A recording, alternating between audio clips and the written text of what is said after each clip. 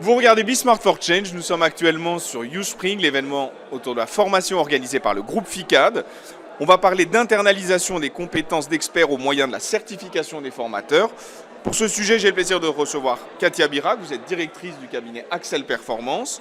Julie Dorin, vous êtes Europe Talent Management et Organizational Development chez Simon Strong Thai Europe. Et Aude Descours, vous êtes Learning et Développement Soft Skills et Innovation Pédagogique chez Mérieux Université. Tout à fait. Alors, Aude, vous qui travaillez dans une université d'entreprise, quelle place l'apport de contenu d'experts externes, joue-t-il dans votre stratégie de learning et développement ? Alors, dans la mesure où on ne va pas avoir chez nous en interne les compétences et les experts pour des besoins spécifiques de formation, on va aller chercher à l'externe des programmes qui sont déjà faits, qui sont reconnus par rapport à leur pédagogie. Et c'est un vrai gain de temps pour nous. Ensuite, on va internaliser pour avoir nos propres formateurs internes sur ce type de programme.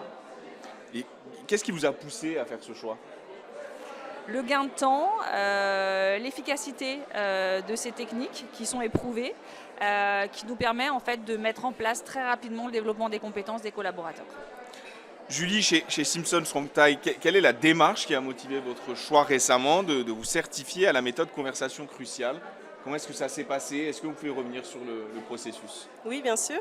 Donc chez Simson Strong Thai, on a un groupe américain et la méthode Crucial Conversations est déjà utilisée là-bas et connaît un franc succès. Elle est sur la gestion de conflits, le feedback donc c'est une méthode très puissante qu'on a voulu déployer en Europe. Donc actuellement, je suis fraîchement certifiée grâce à Axel Performance et donc ça nous permet aujourd'hui déjà sur un plan économique de pouvoir réduire les coûts de formation, mais ça nous permet aussi d'aligner la formation alignée à la culture en fait, la culture de l'entreprise. Voilà, c'est très important pour nous. Alors, vous êtes formé et certifié en conversation cruciale. Qu'est-ce que c'est exactement ? Est-ce que vous pouvez revenir un petit peu dessus ? Oui, alors sur la méthode, en fait, c'est 2 jours de formation assez intense, je dirais. Donc j'ai été accompagnée par Axel Performance et ensuite une journée de certification. Donc on apprend exactement la méthode, comment avoir des conversations cruciales, celles qu'on a tous les jours dans notre quotidien. Katia, je me tourne vers vous. Vous êtes Master Trainer Conversation Cruciale. Crucial Influence, Power of Habit et Getting Things Done. Beaucoup de titres. Beaucoup de titres, oui. Pourquoi est-ce que vous proposez la certification de formateur ? Quel est le sens de cette démarche ? Alors, bien évidemment, on pourrait se dire qu'on aurait certainement plus d'affaires si nous allions nous-mêmes délivrer les formations dans les entreprises. Mais en réalité, notre philosophie est tout autre parce que nous croyons vraiment que le bénéfice d'une formation va se faire dans la durée lorsque les compétences ont été internalisées dans l'entreprise. C'est ainsi que ça peut devenir un élément vraiment de la culture d'entreprise et qu'on est en capacité de faire vivre les éléments dans l'entreprise et de notamment ancrer les compétences pour les collaborateurs. Le problème, c'est que quand on fait appel à des formateurs externes, eh bien, ils viennent, ils partent, ils font un très bon boulot, les gens sont contents, mais en réalité, peu de temps après, la plupart des choses sont oubliées. Alors que quand on internalise la formation et qu'on fait appel à des formateurs internes, clairement, ils ont cette capacité à faire vivre les choses, à être un ambassadeur, à même devenir un coach interne, un référent vers qui on peut s'adresser.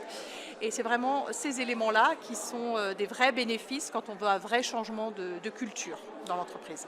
Et est-ce que l'internalisation, vous parlez d'ambassadeur, est-ce que l'internalisation permet de renforcer un peu ce lien qui se crée entre le formateur et le formé pour en faire lui-même un ambassadeur ?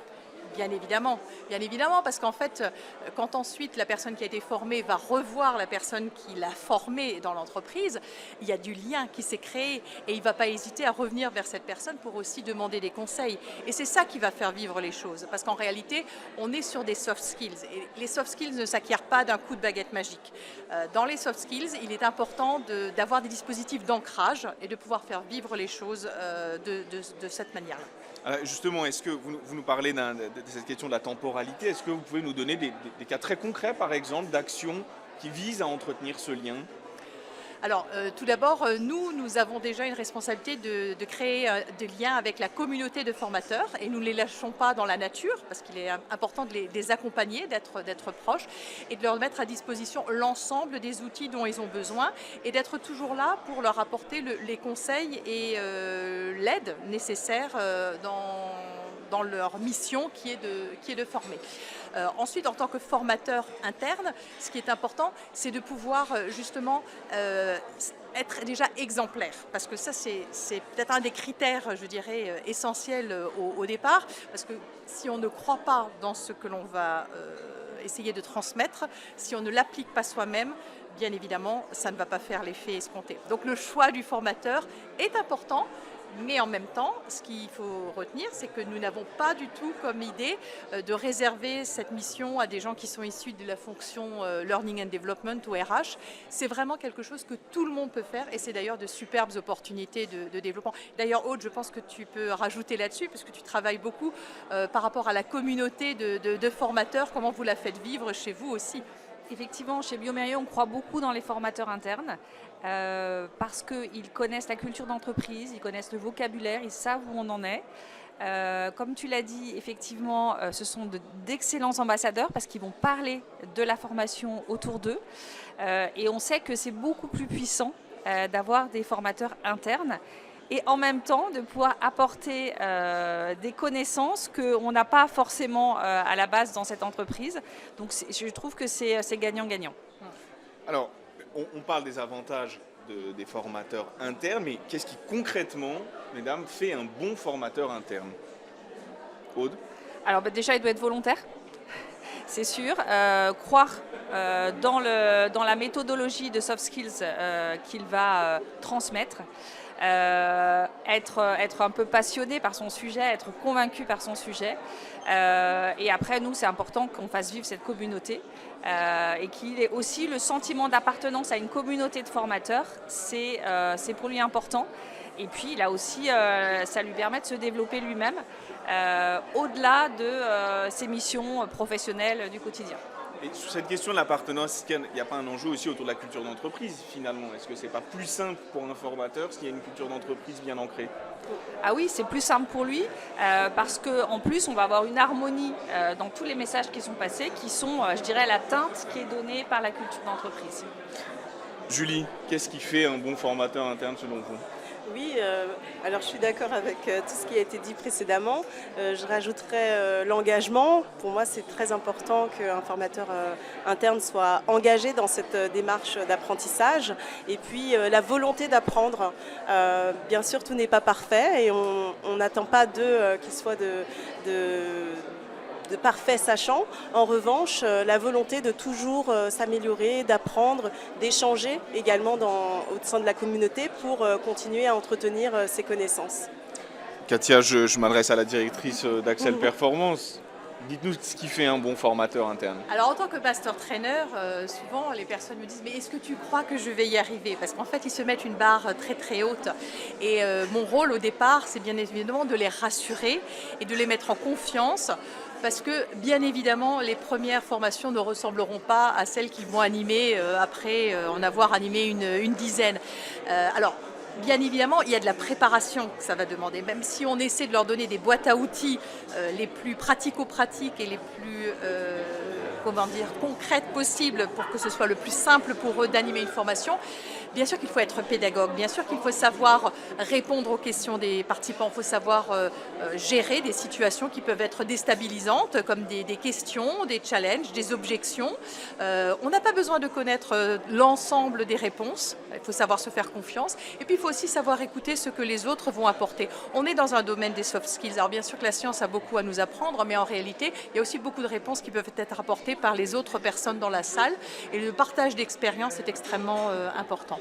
Donc lorsque nous devons choisir le profil d'un formateur, moi je dis surtout, comme l'ont dit les deux mesdames tout à l'heure, c'est d'abord l'appétence, la croyance que l'on a dans la méthode, la volonté de se développer et bien évidemment juste des qualités d'animation pour pouvoir passer le message et engager, je dirais, parce que ces expériences d'apprentissage doivent rester fun, amusantes.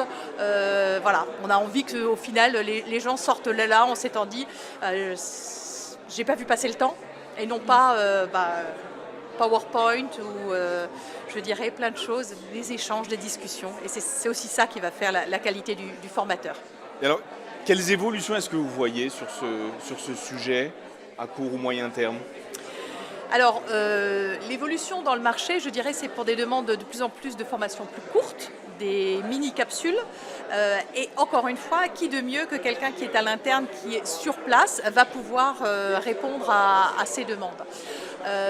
L'évolution également, c'est de savoir utiliser la force du digital. Aujourd'hui, nous avons notamment des dispositifs qui permettent de ne plus avoir à dispenser l'ensemble du contenu, mais de s'appuyer sur des auto-apprentissages, notamment en immersive learning, et je pense notamment à Conversation Cruciale, puisque c'est un des sujets où nous avons mis ceci en place, qui permet en fait de réduire le temps que le formateur va passer à former, puisqu'en fait l'apprenant va d'abord prendre les concepts dans un jeu style serious game.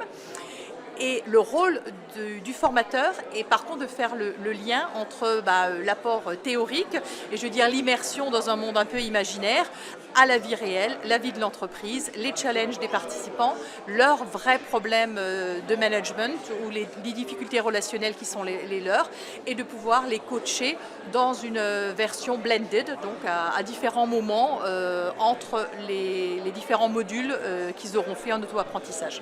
Comment est-ce que vous tenez compte de cette évolution et là je pense à ce que vous disiez, sur des formats plus courts, comment est-ce qu'on adapte le contenu sans perdre en termes d'exigence? Alors, je dirais que nous, notre expertise, c'est de donner la version la plus complète possible et justement, au moment de la certification, d'accompagner le formateur pour savoir faire des choix. Voilà, pour pouvoir l'adapter en fonction de sa cible, en fonction des problématiques qui sont les leurs, et surtout de garder cette flexibilité.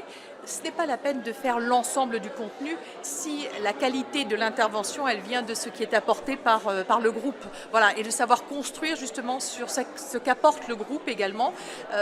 Et donc, c'est de savoir s'adapter et d'avoir cette flexibilité. Donc voilà, quand je disais au départ qu'il fallait rassurer la personne, pas de se dire voilà, il va falloir le faire d'une certaine manière stéréotypée comme je l'ai vu faire. Non, il faut se faire confiance et surtout aller avec l'énergie du groupe et les besoins qu'on voit au moment de la formation. En tout cas, merci beaucoup pour votre énergie positive et pour ces échanges. Quant à moi, je vous dis à très vite sur Be Smart for Change.